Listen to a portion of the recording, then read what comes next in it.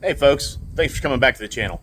So I don't like doing things this way, but since I'm always prepared and plan ahead accordingly, my normal camera is at home on the charger, and I'm out here at the range trying to get some work done. So camera phone it is. I'll see if I can't make this whole video with just the camera, my phone camera. So I haven't really changed much to the 6.5 Creedmoor Bear Creek Arsenal AR10. I've literally just changed the buttstock and grip. So that doesn't change anything for accuracy. But I also just kind of want to see how, like, check groups. I want to see how accurate this gun is, as is, basically factory, just with a few different ammo types.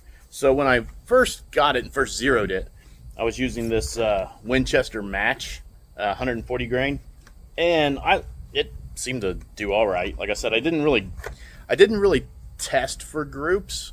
I just shot a couple through it and got my zero, and that was basically it.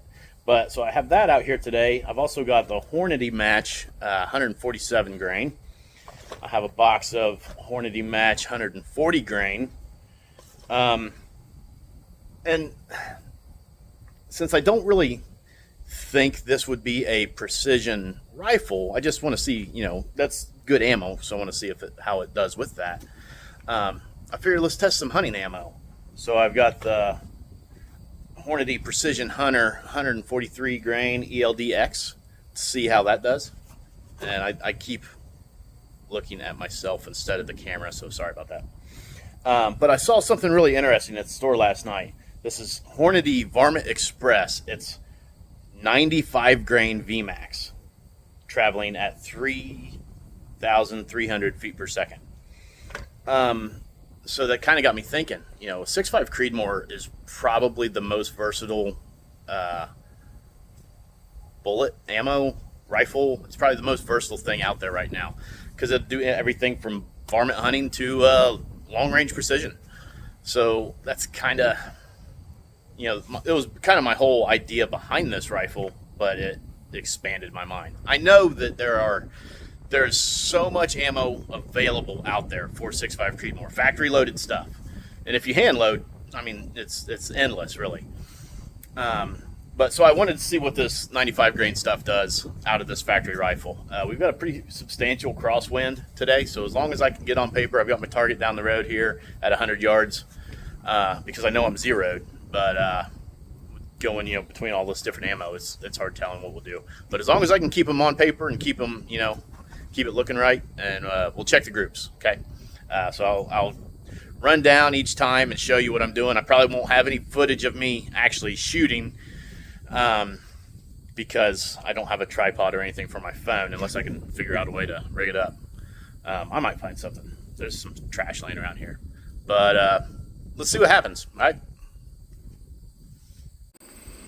All right, so round one, Winchester match, 140 grain. That was my first cold bore shot, and then here was my a 3-shot group. So, I mean, that's about 1.5 inches, maybe 1.75 inches. That could be 2 inch, I guess.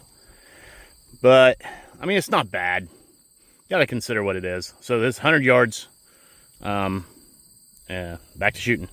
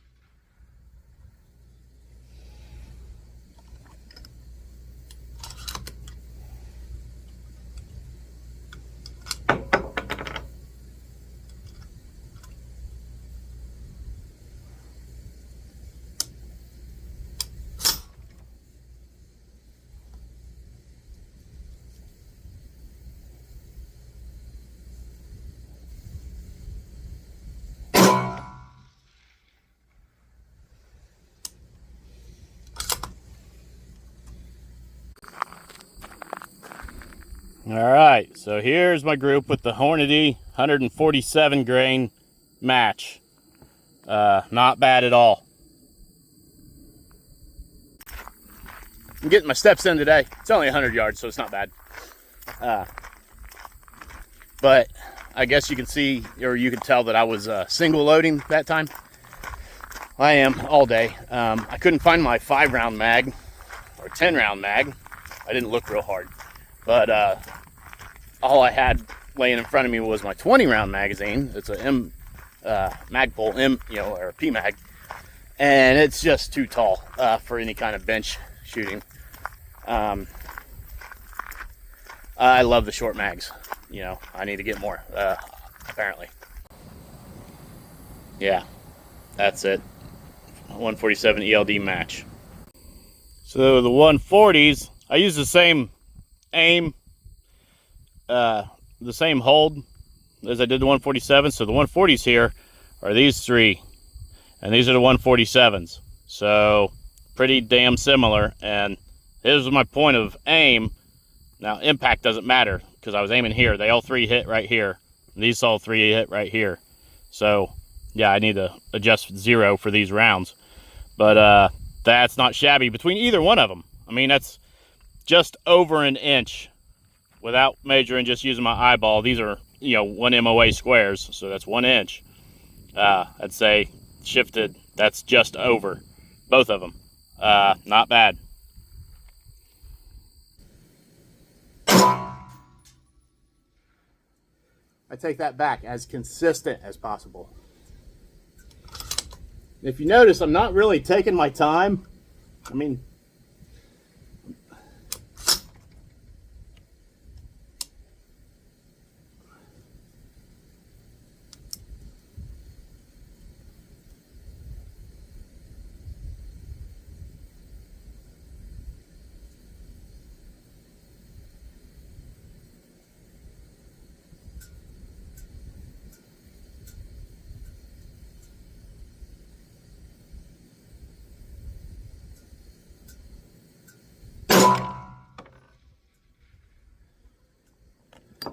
wind's going to be a little bit of a factor.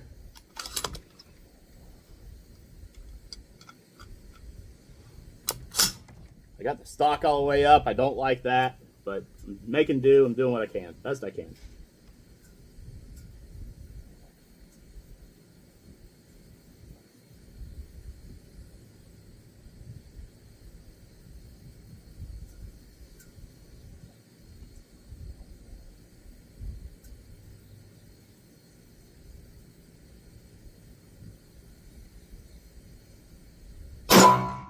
This trigger is absolute garbage also. I know it sounds like I'm just making excuses. I want to go ahead and send a 4th one down. Just because I wasn't real happy with that first shot.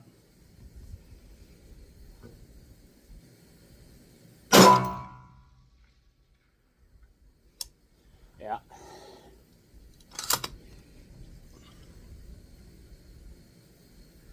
Barrel's not hot at all.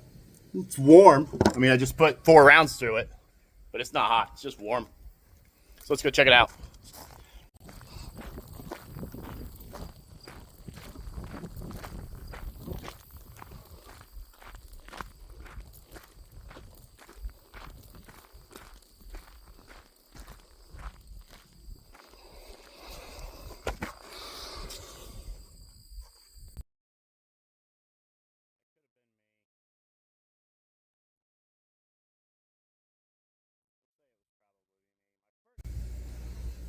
All right, 95 grain Hornady VMAX. Got one in there already.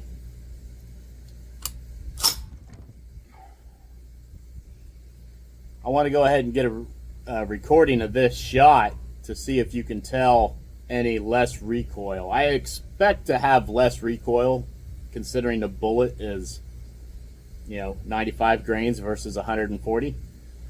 But we'll see. And I'm going to pick a spot in the target. That way, I expect the bullet to hit, a few inches higher. These 140s are traveling 2710 and these are traveling 33. So, you know, we'll see.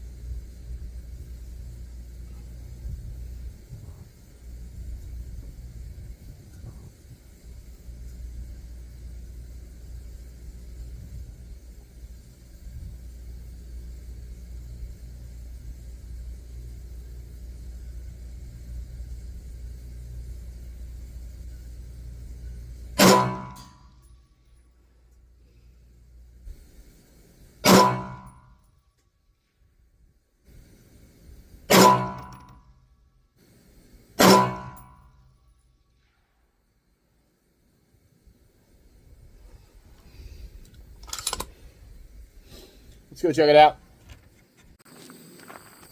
So, that could have been me. We'll say it was probably me. My first shot I couldn't find. I was aiming here, and it hit here. So I couldn't find that. So I went up to here, and I started hitting here. So if you put that with these two, that's not bad. That's about right. But anyway, now I'm going to shoot a water jug to watch it explode.